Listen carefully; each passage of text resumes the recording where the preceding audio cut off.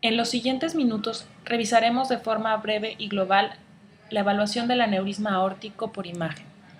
Revisaremos la utilidad de la tomografía computada multidetector en la evaluación de la patología aórtica, así como la técnica de adquisición de la angiotomografía computada para la aorta torácica y abdominal, cómo se realiza la valoración de la aorta torácica y abdominal normal y la evaluación de la aorta aneurismática. La tomografía computada es un método no invasivo y con alta resolución espacial. Es un método versátil y multiplanar gracias a sus características volumétricas.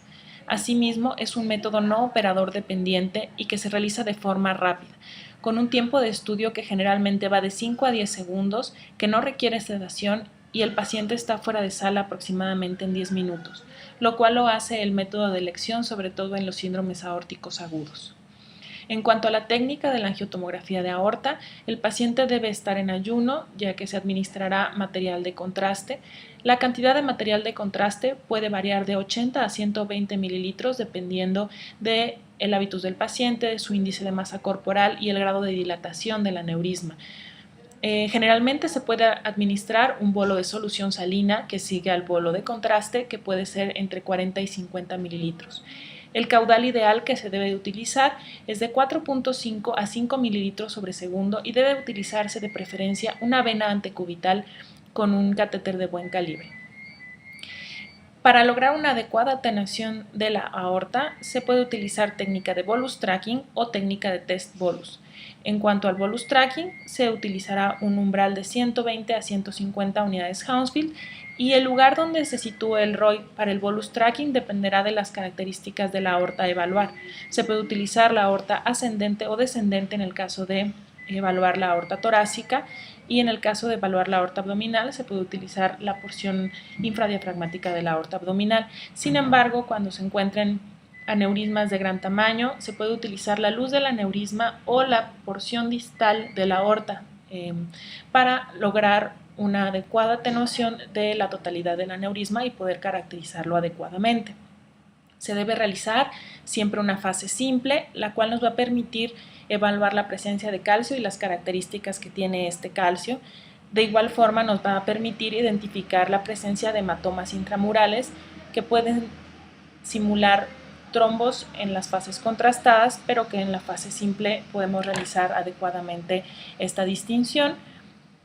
También nos permite evaluar el sangrado y la presencia de endofugas al comparar la fase simple con las fases contrastadas posteriores y es también de gran utilidad en la aorta que ha sido intervenida ya sea de forma percutánea o de forma quirúrgica.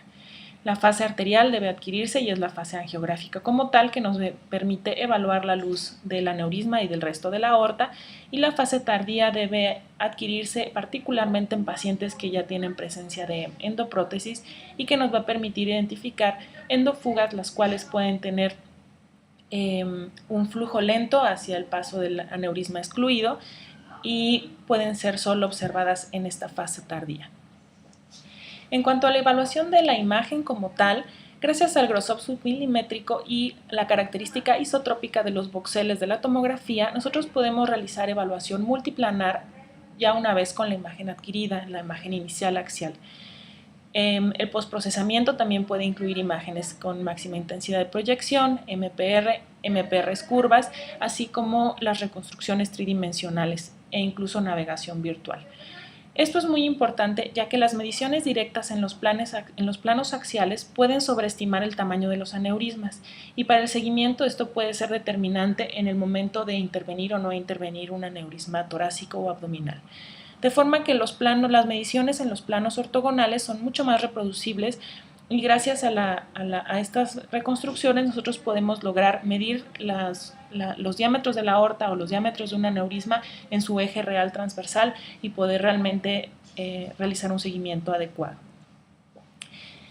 En la aorta torácica deben medirse ciertos segmentos que está estandarizado para poder evaluar los diámetros de la aorta que les muestro en esta imagen. Podemos realizar una medición que debe incluir siempre todos los diámetros de la raíz aórtica, que debe incluir una medición a nivel valvular, una medición a nivel de los senos de Valsalva, una medición a nivel de la unión sinotubular.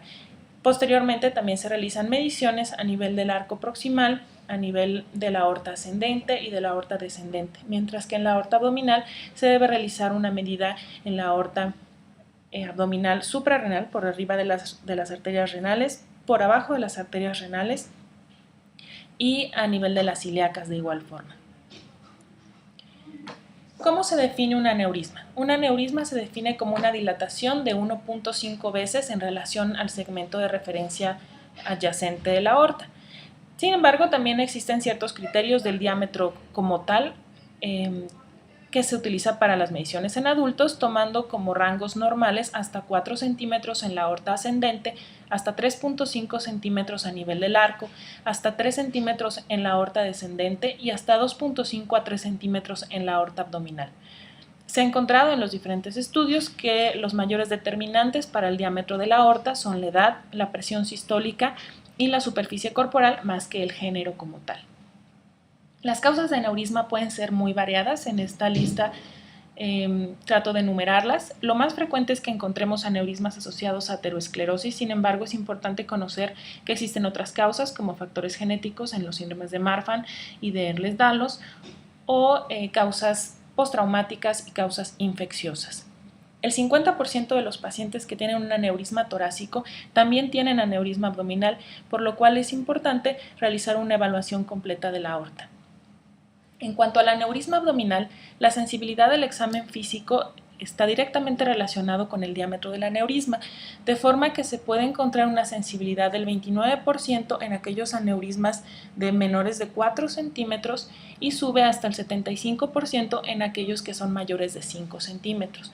Es por eso que en general las guías recomiendan realizar tamizaje por ultrasonido en pacientes varones entre 65 y 75 años que tengan factores de riesgo, que pues serían los mismos factores de riesgo para aterosclerosis.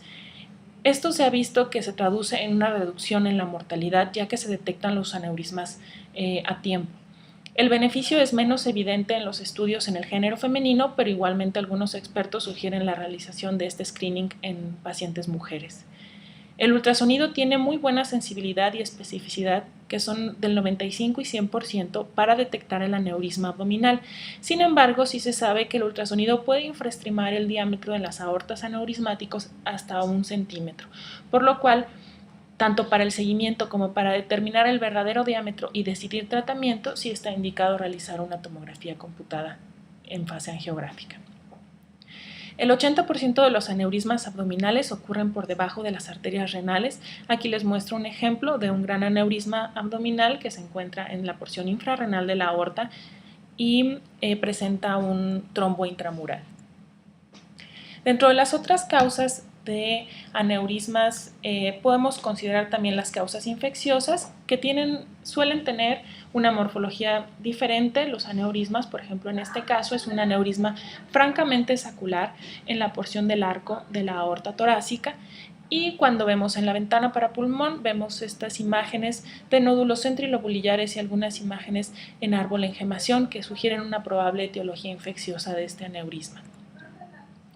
También los síndromes genéticos, como el síndrome de Marfan, que es el que vemos más frecuentemente, pueden presentarse con dilatación de la aorta. Esta dilatación es característica desde los senos de Valsalva hasta la aorta ascendente con borramiento de la unión sinotubular, y esto se presenta más o menos, esta morfología se presenta en el 60 a 80% de los pacientes. Suele asociarse a escoliosis, deformidad de la pared torácica, aracnodactilia, protrusión acetabular y ectasia dural, y corresponde al 5% de las disecciones, por lo que estos pacientes deben estar en un seguimiento estrecho para identificar probables zonas de disección. Esta es la morfología característica de un aneurisma en un paciente con síndrome de Marfan, en la cual se ve esta dilatación de la raíz aórtica hasta parte de la porción ascendente de la aorta, con borramiento de la porción sinotubular que da la apariencia en bulbo de tulipán. Una vez que encontramos una aorta aneurismática, hay ciertas cosas que debemos evaluarle de forma completa, que va a ayudar a tomar decisiones de seguimiento y decisiones terapéuticas. Se debe identificar la longitud del aneurisma, así como el diámetro máximo. El diámetro máximo se debe medir de pared a pared, incluyendo, si en el caso de que existiera, trombos intramurales. Se debe determinar exactamente la localización y la relación con los vasos cercanos, así como identificar si existe la presencia de trombo intramural o otras complicaciones. En cuanto a las decisiones terapéuticas, es muy importante evaluar las características del cuello del aneurisma, es decir, la porción no dilatada que se encuentra adyacente al aneurisma aórtico. De forma que debemos medir el diámetro más o menos 10 a 15 milímetros por debajo del vaso más cercano, así como medir la distancia, es decir, el segmento del cuello del aneurisma que se determina por la longitud al vaso más cercano, ya sea las arterias renales en el caso del aneurisma aórtico abdominal infrarrenal o los troncos supraórticos en el caso del aneurisma torácico. Se debe determinar la angulación porque esto determina qué tan probable es que se pueda realizar un abordaje endovascular, así como la presencia o no de trombo a nivel del cuello y qué tan calcificada esté esta porción de la aorta. En cuanto al seguimiento y determinar el riesgo de los pacientes, la tomografía y la imagen tiene un papel muy importante, ya que el riesgo de aneurisma torácico para las complicaciones agudas, la ruptura, va a estar relacionado sobre todo a la máxima dilatación, que en general para la aorta torácica se utiliza un punto de corte de 5 centímetros, así como la identificación del crecimiento del aneurisma. Sin embargo, también existen otros factores asociados a las complicaciones potenciales de los aneurismas, como son el tabaquismo, la enfermedad pulmonar obstructiva crónica, la edad avanzada y la presencia de hipertensión, por lo cual es muy importante el control de la presión arterial en estos pacientes. En cuanto al aneurisma de la aorta abdominal, también el riesgo de ruptura incrementa después de diámetros de 5 a 6 centímetros y también el criterio del crecimiento se utiliza para determinar el riesgo de complicaciones, siendo el punto que se utiliza de corte mayor a 1 centímetro en 12 meses o mayor a 5 milímetros en 6 meses. De forma que la incidencia de ruptura está directamente relacionada con el diámetro y podemos encontrar incidencias de ruptura tan altas como 30 a 50% en aquellos pacientes que tienen aneurismas mayores de 8 centímetros. El papel de la imagen en la evaluación de la aorta torácica y abdominal y en particular de la dilatación aneurismática es muy importante, ya que permite realizar no solo el diagnóstico, sino el riesgo para que se presenten potenciales complicaciones de los aneurismas. Gracias.